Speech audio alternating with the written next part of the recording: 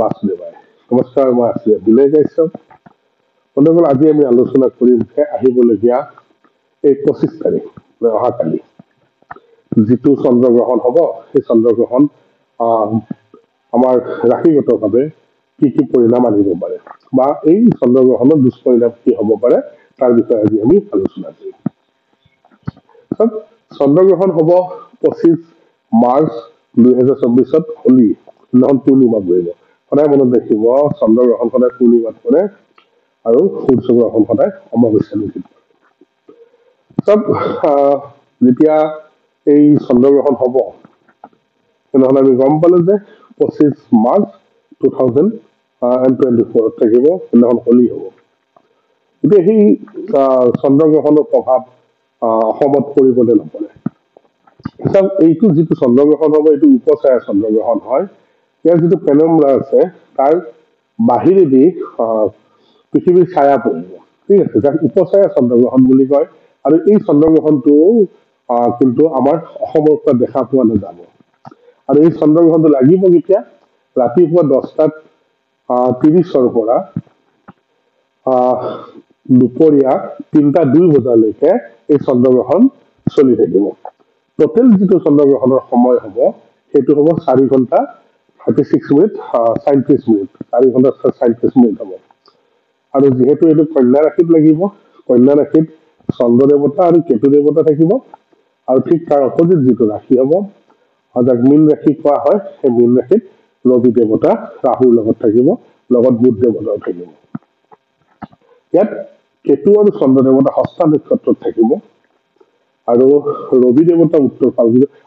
ক্ষমা কৰিব উত্তৰ ভদ্ৰপদ নক্ষত্ৰ যাৰ শনি নক্ষত্ৰত থাকিব আৰু ৰাহু দেৱতা ৰেৱতী নক্ষত্ৰত থাকিব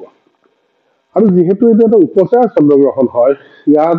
ৰাশিগতভাৱে বৰ বিশেষ এটা প্ৰভাৱ দেখা পোৱা নাযায় আৰু যিহেতু ইয়াক অসমৰ পৰা দেখাই নাপায় তেনেহ'লে ইয়াক মানাটো এটা অসমত কোনো ধৰণৰ ইয়াত প্ৰব্লেম দেখা পোৱা নাযায় চন্দ্ৰগ্ৰহণৰ যদি আমি মানিব লাগে চন্দ্ৰগ্ৰহণ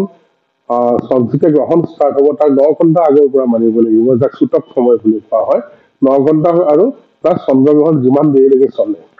সেই গোটেইখিনি সময় আমি মানিব লাগে যিহেতু অসমবাসীয়ে ইয়াক দেখাও নাপায় আৰু উপচায়া চন্দ্ৰগ্ৰহণ হয় ইয়াক ভয় কৰিবলগীয়া বেছি বিশেষ প্ৰভাৱ নাথাকে তথাপিও কিছুমান ৰাশিগতভাৱে এই চন্দ্ৰগ্ৰহণৰ দুষ্পৰিণাম ভুগিব লগা হ'ব পাৰে এই ৰাশিকেইটা যেহেতু কন্যা ৰাশিত গ্ৰহণটো লাগিব কন্যা ৰাশি নিচে সিংহ ৰাশি মকৰ ৰাশি কুম্ভ ৰাশি ঠিক আছে এই 4টা ৰাশি আকৌ এবাৰ কৈ দিছো সিংহ কন্যা মকৰ আৰু কুম্ভ এই সিংহ কন্যা মকৰ এইকেইটাৰ বাহিৰে কুম্ভ ৰাশিৰ অকমান লাগাতকে বেছি হয়তো দুষ্প্ৰভাৱ ভুগিবলগীয়া হ'ব পাৰে আৰু ইয়াত ভয় কৰিবলগীয়া একো কথা নাই যদি এনেকুৱা দুষ্প্ৰভাৱ থাকে তেনেহ'লে যিকোনো শিৱ মন্দিৰত গৈ শিৱ বাবাক ৰুদ্ৰাভিষেক কৰক গাখীৰ আৰু জল মিক্স কৰি শিৱলিংগত ঢালি ওম নমঃ শিৱায় শিৱ বাবাৰ পঞ্চাক্ষৰ যদি মাতে ওম নমঃ শিৱায় বুলি তেনেহ'লে মনত ৰাখিব যে যিবিলাক দুষ্প্ৰভাৱ আছে চন্দ্ৰগ্ৰহণলৈকে সেইবিলাক আঁতৰ হ'ব তো ইয়াত বেছি ভয় কৰিবলগীয়া কোনো কথা নাই যিহেতু এটা উপচায়া চন্দ্ৰগ্ৰহণ হয় আৰু লগতে এইটো অসমৰ পৰা দেখা পোৱা নাযাব তথাপিও যদি এই দেখা নাপালে কিছুমানে এই সময়খিনি মানিব বিচাৰে তাৰ কাৰণে কি কৈ দিওঁ আকৌ এবাৰ ৰাতিপুৱা 10:30 পৰা দুপৰীয়া 3:02 বজালৈকে চলিব এই গ্ৰহণ আৰু টোটেল গ্ৰহণ কাল হ'ব 4 ঘণ্টা 37 মিনিট এইখিনি সময় অলপমান যদি পাৰে নিজকে খোৱা লোৱাৰ পৰা অকমান বিৰত ৰাখক যদি মানিব বিচাৰে কিন্তু ইয়াতে মানাৰ কোনো দৰকাৰ নাই যিহেতু ইয়াক অসমবাসীয়ে দেখা নাপায় অসমৰ পৰা দেখা পোৱা নাযাব আশা কৰো এই সামান্যতম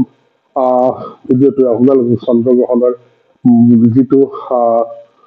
নিগেটিভিটি আছে বা নিগেটিভিটি হ'ব নে নহয় সেইটো জনাত অলপ হ'লেও সহায় কৰিব এনেকুৱা সৰু সৰু ভিডিঅ' মই আপোনালোকৰ সন্মুখত আনি থাকোঁ যদি মোৰ ভিডিঅ' চাই ভাল লাগে তেনেহ'লে লাইক কৰিব শ্বেয়াৰ কৰিব আৰু ছাবস্ক্ৰাইব কৰিব নাপাহৰিব ধন্যবাদ